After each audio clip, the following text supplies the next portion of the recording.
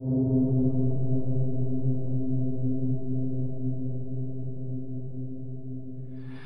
trying to display the problem that we face in thinking about institutions. The culture doesn't accept that it is possible to make general scientific statements about them. Therefore, it's extremely difficult for individuals, however well-intentioned, to admit that there are laws, let's call them, that govern institutional behavior, regardless of the institution. People know that there's a science of physics. You won't be burnt at the stake for saying that the Earth moves around the sun, or even be disbarred by physicists for proposing a theory in which it's mathematically convenient to display the Earth as the center of the universe after all. That's because people in general, and physicists in particular, can handle such propositions with ease. But people do not know that there is a science of effective organization, and you are likely to be disbarred by those who run institutions for proposing any theory at all. For what these people say is that their own institution is unique, and that therefore an apple-growing company bears no resemblance to a company manufacturing water glasses or to an airline flying aeroplanes. The consequences are bizarre.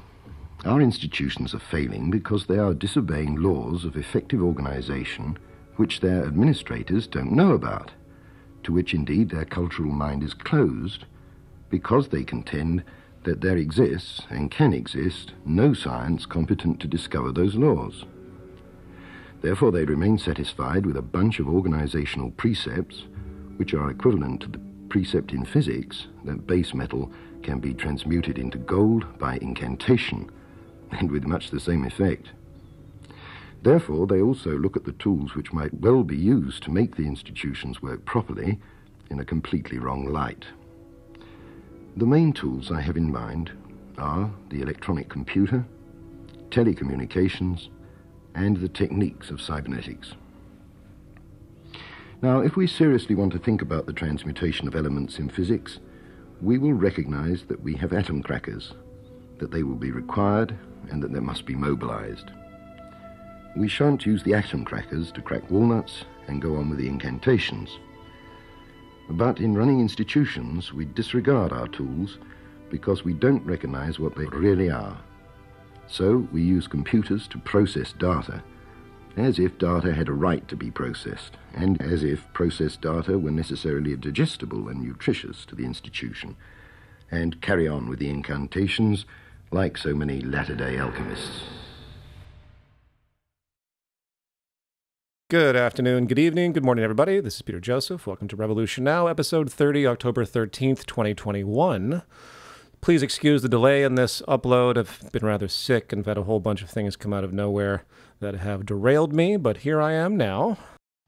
The opening audio was from the second chapter of a work by cybernetician and systems theorist Stafford Beer called Designing Freedom, written in the early 1970s, discussing the misunderstood, endogenous nature behind our institutional systems, and the importance of understanding such universal system characteristics, coupled with the fact that technology today, in contrast to being utilized for its true potential, remains subservient to an inferior form of enclosed organization, reducing our ability to use science and technology more effectively to solve problems in society and improve conditions.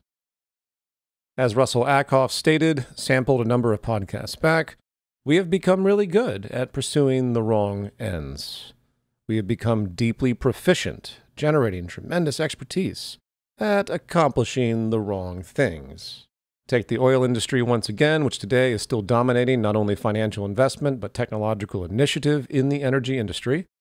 Hence all that money, resources, energy, and intellect that has reinforced the hydrocarbon industry, virtually voiding, at least in the present moment, the logic of historical peak oil, meaning irreversible decline in supply, is no doubt a case study in how we can do all the right things to meet the wrong end. I have no doubt, putting animal agriculture aside, that the world could be carbon neutral now if the same resources and intellectual investment went into networked renewable energy methods and redesign, in contrast to what has gone into preserving the power and economic energy establishment centered around hydrocarbons. I have no doubt.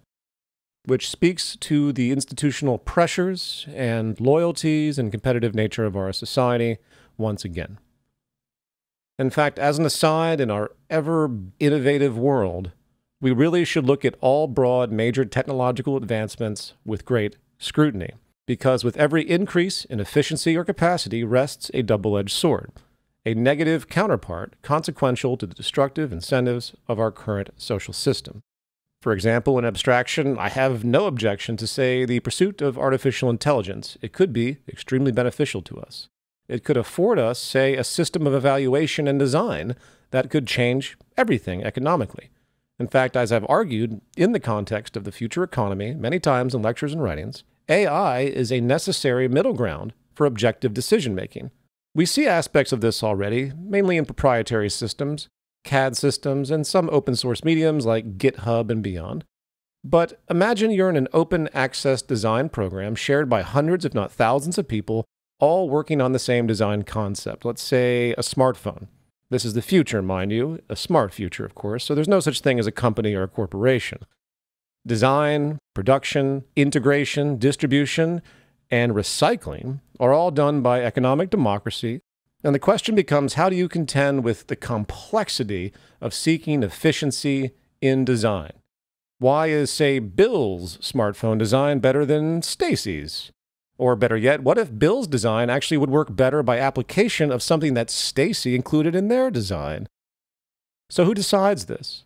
Well, you could bang it out in a massive boardroom with everybody arguing their point, but when you're dealing with technological design, opinions become immediately reduced.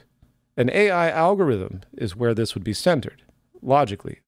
AI analysis based on true efficiency principles that can solve for what is an economic democracy. And of course, that begs the question, well, who's going to design the algorithm? Is there some elite group that's going to produce these intelligence programs to navigate and monitor and regulate what we're doing? Actually, that could be just as open source as anything else, just as Linux was created by thousands of contributions with the purpose of function to weed out what is best at any given time to meet a given end, so can the creation of the code of economic management, sector by sector. And integrated into a totality, which would be true economic management, which is the only way you can manage a household. It is preposterous to think that you can live on this planet without a constant sense of inventory and feedback between all aspects of our survival, hence our economic reliance on the habitat. Anyway, I don't want to go too far down that road in this podcast, but it is detailed in my books, and there is a lecture I put out years ago called Economic Calculation in a Natural Law Resource-Based Economy, which was done in Berlin a number of years back and touches upon this same manner of thinking. Anyway, the point I'm trying to make here is that regardless of the benefits possible, in the current system, there's great reason to fear AI because it's going to be used for the wrong reasons, and with extremely destructive potentials. We live in a society predicated on war, competition, and artificial intelligence, rest assured, will be used to kill people in war, organize against free speech and protest movements, and of course will revolutionize surveillance. It already has, but it will continue to do so in both advertising and the general intelligence communities, not to mention shenanigans on social media and so on and so on. It's the similar manner of thinking that was pointed out by systems theorist Donella Meadows, the author of Limits to Growth from the 1970s, which was produced out of MIT. And she made a point long ago that the worst thing that could happen in our current system are efficiency advancements that can only serve to speed up the process of environmental and social destruction. Say, infinite clean energy. It would seem like a utopian breakthrough to have unlimited, infinite clean energy. But within the context of our current consumer, scarcely leveraging, cyclical consumption paradigm, it's pretty much the worst thing that could happen to us, as it will simply create even more destructive lack of restraint when it comes to our inability to be sustainable, unless, of course, that same energy can magically generate new finite resources out of thin air, making them infinite along with the energy. The only thing increased energy efficiency will do is enable us to use up our resources faster. Resource overshoot, consequential levels of pollution related to industry, and so forth. Think about the industrial revolutions. We are upon the fourth industrial revolution, if you will. Automated networks are coming to fruition. It seems like a good thing that Amazon can distribute goods as outrageously efficient as it can technically. But the more technological efficiency, just as with the mechanization applied in the Second Industrial Revolution, all it does is create more incentive for people to buy and consume. Because that's what the system requires. Constant cyclical consumption and economic growth. Yes, we could have solved the economic problem long ago with a minimalistic sense of existence. I can't remember if I commented on this prior, but if you wanted to live in the same middle-class lifestyle one did in America in the 1950s, you could do so today, only working about 2 hours a day. Think about the relativity of that. We know that keeping up with the Joneses never ends. We know the hedonic treadmill. We know that it doesn't really matter after a certain point how much money or wealth or material possessions you have. It doesn't equate to happiness. So where do you draw these lines? Would you rather work 50, 60 hours a week to have the next fancy camera iPhone or some nice bag for status? Or would you actually like free time to actually do things creatively, constructively with your community or your family? If I could snap my fingers right now and have a minimalistic existence where I could focus on creative things that I enjoy along with social improvement and community, I would give up most every material thing I have to be able to reduce my need to submit to the system for basic survival down to like 2 hours a day. Far more luxurious for me to have time rather than wealth. We have to accept the fact that degrowth is going to happen whether we like it or not. It will come by force of pressure or it will come by force of our collective will to become sustainable yet again. And in that, you better achieve a new sense of minimalism. If you're aspiring for more and more and eyeing that bigger house or that nicer car or that new whatever, you are psychologically being set up for destruction. Anyway, all of that as an aside, going back to Stafford Beer, we have to understand the nature of sustainable systems holistically. Systems in nature have certain propensities, notably non-linear feedback processes of often great complexity, that either conform to dominant larger order environments, to which the system is always vulnerable, hence the need for adaptation, or the system is destroyed by the larger order environment, which is what we're seeing right now when it comes to the existence of market capitalism. It can't adapt. It has maladapted to preserve itself on behalf of its own structure, spearheaded by the rich elite and the cultural brainwashing of all those self-appointed guardians of the system's status quo, protecting the elite system of power that is simply consequential to the economic mode, and hence where we are today. Okay, let's now return to what we started last podcast, finally, regarding arguments against capitalism, including core market mythology and propaganda that continues to confuse and misinform the majority. I've divided the following into two subsections. First, let's think about what an argument even is and how one goes about proving apparent statements of fact. It's not just the typical propositional structure that has to be contended with, of course, but also the interpersonal nature of communication itself. You're always going to find a schema that people organize their minds around, their mental model, and whether you're talking to someone singularly or a group, it's something that has to be kept in mind. Needless to say, each one of us is groomed culturally into patterns of belief, and such belief patterns tend to overlap, sharing certain properties. And those properties can actually create predictability in how you perceive someone's general worldview. This is why, unfortunately, we resort to polarized, categorical distinctions to summarize, say, political perspectives, such as conservative versus progressive, or left versus right, and so on. Very generally, you can expect that if somebody believes one thing, there's a greater or lesser chance or probability of them believing something else that shares some kind of characteristic. For example, if you believe that everyone gets what they work for, that the poor deserve to be poor, the rich deserve to be rich, which implies a kind of value-neutral view of our economic system and, by extension, political system, there are very high odds that you will likely also agree with the traditional nature of the punitive prison system and the violence that occurs. So just as people get what they work for, you must also be completely responsible for your actions without any nuance. It's easy to say that. It's easy to understand. Do the crime, do the time.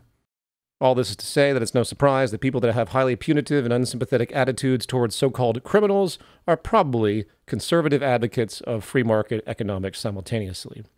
Not always, but these are shared characteristics you can expect. Secondly, we'll address popular myths and repeated statements apologists and defenders of the system commonly use. I have broken these into a general range of categories, such as appeal to nature fallacies, free will and morality, fallacious comparisons, and so forth. All right, so let's jump into this. What does it mean to develop, define, and argue an issue? Well, it's definitely not the scope of this podcast to go into the ever-complex epistemological and philosophical nature of reason, propositional logic, or the psychological hindrances, cognitive disturbances we all face as human beings, consciously or subconsciously, in protection of our own sense of reality and hence identity. However, ontologically, at a minimum, it's critical to recognize the basic fact that what we call truth simply is the closest approximation we have based on some kind of accepted consensus. Not just consensus based on the declaration of opinions or experts or an institution, but consensus by corroboration through different ways of thinking about and confirming the same conclusion. For example, most agree with the proposition, the Earth is round. How do we know? Well, first, there's the most obvious, simple, visual, experiential observation our satellites and other vehicles around the Earth have documented, showing the curvature of the sphere. Okay, so there's that, but maybe that's not enough. Maybe there's some kind of optical illusion or conspiracy or something that's happening there. So, what about, say, inferential analysis? Well, Eratosthenes, a Greek in the 3rd century BCE, did measurements of shadows over time in different locations and was able to not only conclude that the Earth was round, but was also able to measure the very size of the Earth's surface with a very high degree of accuracy 2,000 years ago. It's a simple measurement test that can be done by anyone today, in fact. And then you have abstracted practical sensory experience, which also creates corroboration. From the emergence of ships on the horizon that appear to rise, to the shape of the shadow of the Earth on the moon during a lunar eclipse, to how different star constellations change in perspective depending on where you are on the planet because of the curvature, and so forth. Okay, then what about a more mathematical, purely technical corroboration? Well, the physics that we experience on Earth that can be measured are bound by dynamics linked to its spherical nature, not to mention the gravitational interaction from other forms such as the moon, which can also be measured. And of course, if you have a large enough gyroscope that can sense the movement of the Earth and the degree of drift that occurs due to the fact that it is indeed round, moving on its axis, you also get corroboration that the Earth is indeed spherical. Now, obviously, I'm not here to prove to you the Earth is round. I'm framing this as a structural approach to how to corroborate information in order to achieve the highest approximation of truth you can based on the evidence. However, it is interesting to point out that we are faced with mentalities and psychological hurdles that do not accept any of this for reasons that simply are not reasonable. And that speaks to the fact that we have a political identity and belief system problem in society, needless to say. Just look at religion. And some people you're just never, ever going to get through to. And it's only going to be through the swarm of mass change that those folks are taken along with us. Now, more specifically here, in terms of trying to assess and understand complex adaptive systems, one of the most difficult structural arrays to analyze because of the complexity inherent, it becomes even more important to define multi-level corroboration.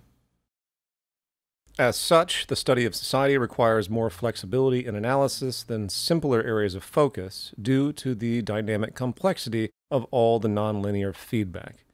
Understanding mass human behavior is like understanding the behavior of weather patterns. Yes, you can forecast system-level outcomes and generally predict what's going to happen, as I've commented on numerous times with respect to, for example, the unsustainable ecological trajectories we see today due to the economic system structure. But it's still going to be probabilistic. For instance, in regard to public health, such as disease epidemics, mental health issues, aptitude, educational mobility, etc., we can look at known correlations and generally see what kind of changes can be made to the social system to accentuate or attenuate respective outcomes. In the same way, we can diagnose disease in the human body and, generally, find ways to treat them. But disease is complex, and what may work for one person might not work for another person in terms of treatment. Same, of course, for causality, as some carcinogens will cause cancer in one person, but not affect another person the same way. Now, more broadly, and back on track here, what has really assisted technical understanding in the past 50 years has been computer modeling. Of all the utility we have come to appreciate in the realm of computing, our ability to model nature in an effort to better understand it in all fields from medical to physics to mathematics to the environmental has been deeply beneficial. In fact, the entire science of systems, system dynamics, was born from computer engineering applied to the field of electricity. Systems engineers such as J. Forrester, who I have quoted before, credit electrical engineering in the mid-20th century, assisted by computerization, as the beginning of better understanding sociological phenomenon, in a kind of consilience, if you will, meaning the understanding of one thing in one seemingly separate discipline applied to understanding another thing, creating improved understanding in the other discipline. And going back to the broad focus of system science and the endogenous nature of it, that is a critical observation. It is nothing but revelatory to realize that all systems that function in nature have certain shared properties, and our man-made system have to mirror those same properties. Moreover, it is also worth mentioning that this development, by extension, coincides with a larger pattern of achieving exponential development in many areas because of the application of computers as calculatory tools, in concert with the trend of increased computational power through Moore's law. This is a mild aside, but it's worth pointing out.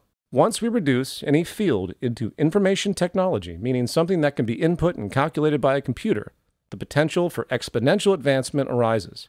People like Ray Kurzweil and the Singularity folks have talked about this for years, and they often exaggerate the potential, but it's fine, as the theory holds when you look at the trends of technological and scientific development. It's not uniform, but it's definitely happening. All right. Enough tangents. Let's jump right into this. The ultimate question here is, why is market capitalism unworkable? Why is it untenable as a system? And the simple answer is, it's unsustainable. The system is unsustainable from a systems science perspective. That is the singular proposition that answers the question clearly and simply. It's not a moral objection, once again. It isn't about the relativity of economic inequality, notions of human rights, and other common debate angles we hear today, along with historical figures like Karl Marx, Veblen, and others. Even contemporary so-called socialists today tend to look at this from a workers' rights or an intergroup or interpersonal relationship standpoint. And the problem is the subjectivity. It's very hard to debate along a moral continuum because everything becomes relative to one degree or another. You know the drill. You talk about poverty, and someone chimes in and says, "Oh, but the poor are far better off than they were X number of years ago," as if improved conditions somehow nullifies the condition itself. It's like saying abject slaves, instead of sleeping on a wood floor, get a 1-inch mattress instead. Does that improvement suddenly make everything better? No, obviously not. And what I'm trying to say is that it's not about right and wrong, it's about what works and what doesn't, based on the most fundamental goals of civilization, which is to survive, have some kind of harmony between people so things are stable, there isn't war, along with generational sustainability where new humans can be brought into society in the future without worry that they're going to suffer and die because of the negligent behavior of generations prior. Capitalism may arguably be an amoral system, but the true reality is the system simply doesn't function as it needs to. It doesn't work. And every year conditions get worse because of the environmental changes that the market economy has no capacity to adapt to. Not only can't it adapt based on its internal structure in the most technical sense, such as the fact that the system is founded on labor for income, and without that, the system is no longer defined as it is, but also the fact that the system produces cultural pockets of power that have no incentive to change. This isn't an anomaly. It's the de facto blame game where people look to say so-called corrupt attributes or crony attributes of the system, of government, of the oligarchs, of business, and how all major policy decisions are done by lobbyists. And they say, oh, we just got to get more moral people in there, right? Get those immoral, unethical people out of there and we'll be just fine. But that's not how it works, as I'm going to touch upon later. You could wipe out everyone that's perpetuating problems for their own narrow self-interest and greed or whatever right now, and another group will come right in behind them and replace them in exactly the same way. Why? Because that's what the system produces on the cultural level without variation, as is empirically obvious. Anyway, back on point. So how do we defend this proposition that capitalism is an unsustainable system? First, we need to have a shared sense of what the word capitalism means in terms of its defining structure, along with what a shared definition of sustainability means.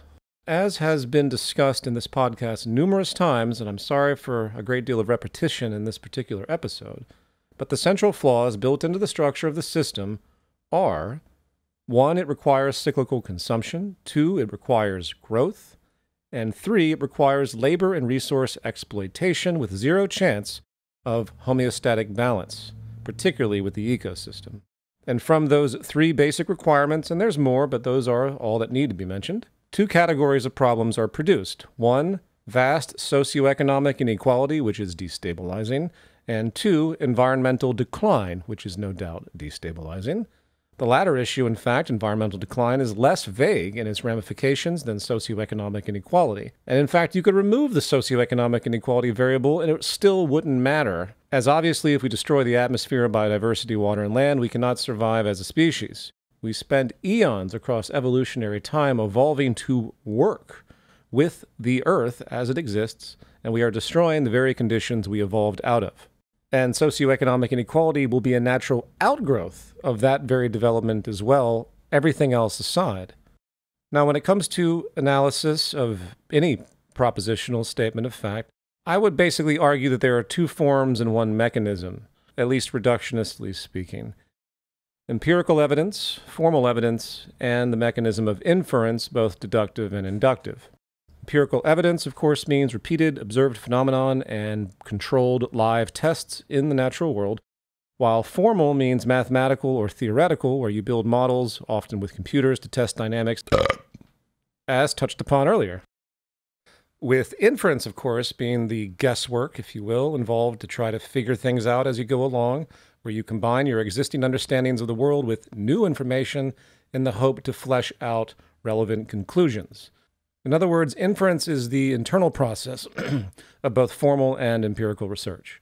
And it doesn't take an inferential genius to see that a society based on cyclical consumption that requires growth and exploits disproportionately resources and labor with no capacity for homeostasis, both in terms of income and wealth, or replenishing the natural world, which is simply seen as an inventory to exploit.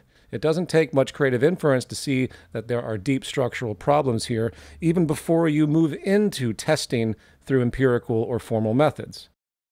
A long-standing example of formal analysis that has been validated both inferentially and empirically, because it mirrors what's happening in the natural world, goes back to the 1970s with Donella Meadows and the Limits to Growth book that has been, again, replicated many times.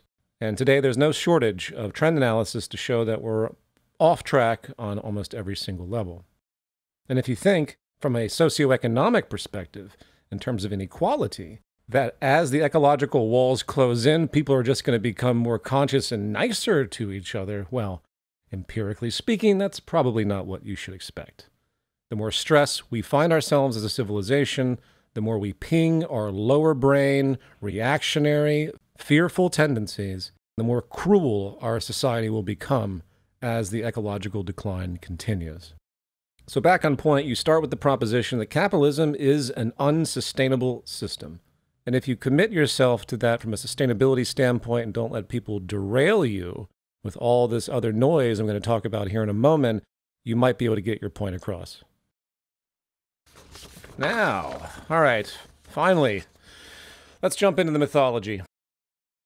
Number 1, capitalism mirrors human nature. It's natural to us.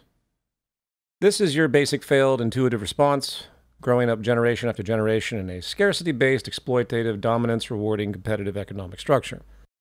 The relevance of long and short-term survival conditions show, not only by comparing hunter-gatherer civilizations to contemporary agricultural or market-based societies, explicitly revealing 2 very different cultures of behavior, which immediately empirically contradicts the assumption, but also by comparing primate analogs when you think about conditions of bonobos versus chimpanzees, which mirror the same human phenomenon, our closest ancestors, mind you.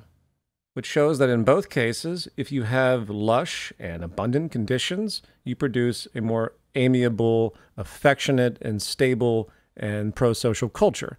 If you have desert, restricted, strained, stressful conditions, you produce a more violent, a more dominance-oriented culture. realizing that human nature, or even primate nature, or perhaps even nature itself, is an adaptive process by which we as humans are actually extremely versatile. Are we competitive? We certainly can be as a response to environmental pressures.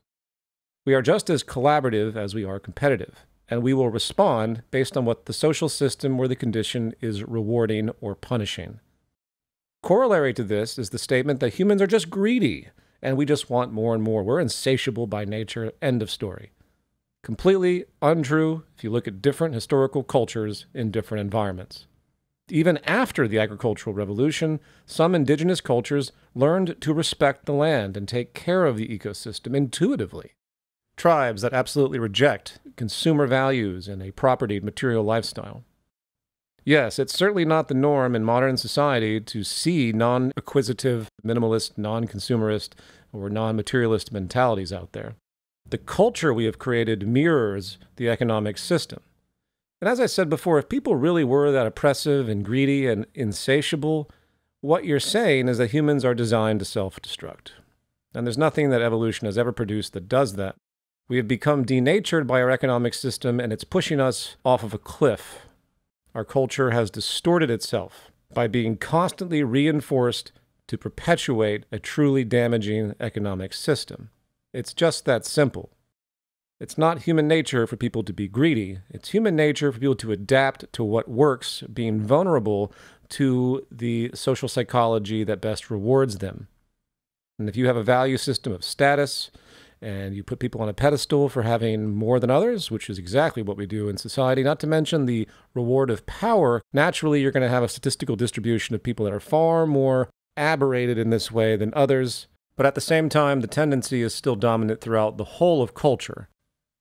Furthermore, this pattern has led to a philosophical view of what we could call Malthusian, something I framed in my film work Into Reflections. As an aside, I strongly believe that under the surface of the dominant philosophy of government and, of course, military activity is a view of the world where there's simply not enough to go around, regardless. It justifies 2 or 3 people having more wealth than the bottom half of the planet by saying this is a consequence of human nature and not a structurally corrupt economic system. And then you combine the Malthusian disposition with the bastardized concept of social Darwinism, survival of the competitive, and you begin to realize why apathy and a fundamental lack of concern is prominent out there, built into modern philosophy, in fact.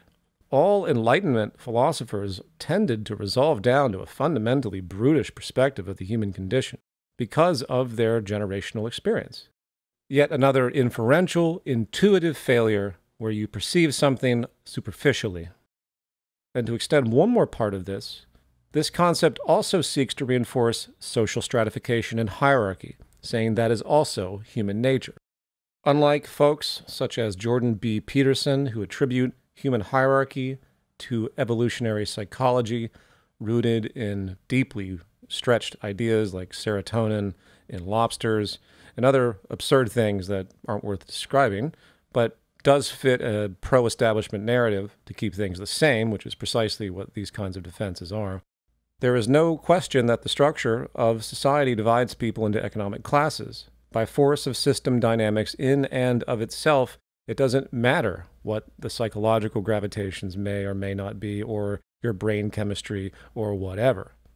Socioeconomic hierarchy is an absolute outcome of the structure of market capitalism. And remember, egalitarian society, non-hierarchical society, existed for 99.9% of human history, and still does exist in remote regions of the Amazon and so forth. We also see internally extremely collaborative patterns in society that prove the potential, even though sadly they are framed within competitive environments often, such as with the military. Numerous empirical, controlled social studies, game theory stuff, has also shown that we generally favor fairness, not elevation. You see it in the general shame that people carry around with them if they are wealthy, at least on a certain level. Go up to some rich person and ask them how much money they make or how much their net worth is, and they will probably think twice before answering you, because they are actually embarrassed by admitting it. And they tend to want to hide that, except for the flaunting attribute, which is more abstract, and that kind of Veblen-esque theory of the leisure class kind of thing. Anyway, in the end, hierarchy is a very dubious word when it comes to how we organize society. Everyone has different skills and talents. And it's really the job of a properly constructed economic and social system to harness that and bring out the best in people, networking to even out discrepancies here and there or weaknesses here and there, compensating for shortcomings. Hence the term equity, which is different from equality. And the cruelty because of this fallacious thinking is really unfortunate. Differential skills or lack thereof should not be a deciding factor in somebody's well-being. That is not tenable as a disposition because of the great variance on multiple scales and levels that we as human beings embrace. As far as I'm concerned, humans are allergic to socioeconomic inequality because we respond to the condition actually very toxically on multiple levels, from mental health disorders to physical decline to stress and so forth, as again talked about by people like Richard Wilkinson and Kate Pickett in The Spirit Level and Beyond. So, to round this question back out, competition, hierarchy, conceptions of greed, even though greed is really a highly relative, subjective notion in and of itself. I don't even like to use that word, but it is out there in the lexicon associated to all of this. It's convenient to think all of this is an immutable part of our shared evolutionary psychology or human nature, when the fact is it's actually a response to conditions for our own self-interest, of course. Okay, moving on. Number 2. Hey, buddy, you get what you work for. Pull yourself up by your bootstraps and work hard and you'll reap the reward. Only the lazy become poor. We all know this one. First, broadly, there's absolutely no evidence, formally or empirically, that people get what they fucking work for, as if it occurs in some vacuum. All inference on the subject gets reduced down into a microcosm of people's dedication to a given end, as if that's the only variable.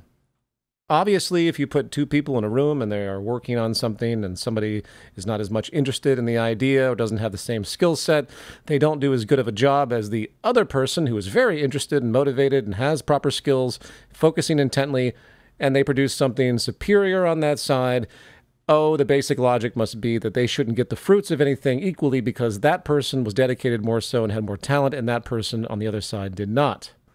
That is simply a myopic snapshot that ignores all other subtext. First of all, nobody gets what they work for, in the broadest sense of the idea. Everything in civilization is a serial, multi-generational development. If you're working on a laptop right now, it's not because of Steve Jobs or Bill Gates. There have been literally endless minds since the dawn of intellectual development that have dealt with the properties and dynamics and creativity that relate to computers, as they've formed over many, many years, long predating electricity, in fact. In the purest sense of the idea, if you want to get what you work for, you pretty much have to take everything you have, throw it out, and build it all from scratch with your bare hands and not have any tools or any prior education. We are a collective organism that is creating new information and new ideas and eventually technological developments as a singular unit, and there's no escaping that. You'll have a few geniuses here and there that elevate rapidly, like Nikola Tesla or Albert Einstein, but it's still a process of serial development. And ultimately, we all deserve the benefits of everything we as a whole society have created. There's no other logic otherwise. Beyond that, because of the nature of socioeconomic inequality and the levels of oppression inherent to stratification, it is preposterous to say that people have equal opportunity. And you can't get what you work for if you don't have equal opportunity. Between inheritance, between the clear and present gender and race loyalties, so to speak, as they've evolved, giving beneficial preference to certain pockets of society as the rich stay rich and the poor stay poor. We all know the drill on this. There is no such thing as equal opportunity in capitalism, and hence there's no such thing as you getting what you work for because the conditions are not equal. There's no level playing field. So it's this idea of taking a very narrow, hyper-reductionist idea that people should have good ethics and be dedicated and be diligent, and then expanding that fundamentally simple notion to the whole of society, defending the vast inequality and suffering because of that tiny little microcosm. And I think I'm going to have to stop there. I'm really still kind of under the weather. I am on number 3 now out of 13. I'll probably add some more. I think I got at least 6,000 words of notes here So we will pick up next time. I really appreciate everybody listening. This program is brought to you by my Patreon. Yes, I'm still working on this lecture, but I'm keeping it on hold with some technical developments because I'm not just outputting a talk. This is actually a program I'm creating to try and get things in a point of transition, a new microcosm of society in parallel with the existing one. It's something that I really hoped other people would come up with because it is destroying my brain. Anyway, I guess we don't choose our paths in life, right? All right, folks, take care out there. Be safe.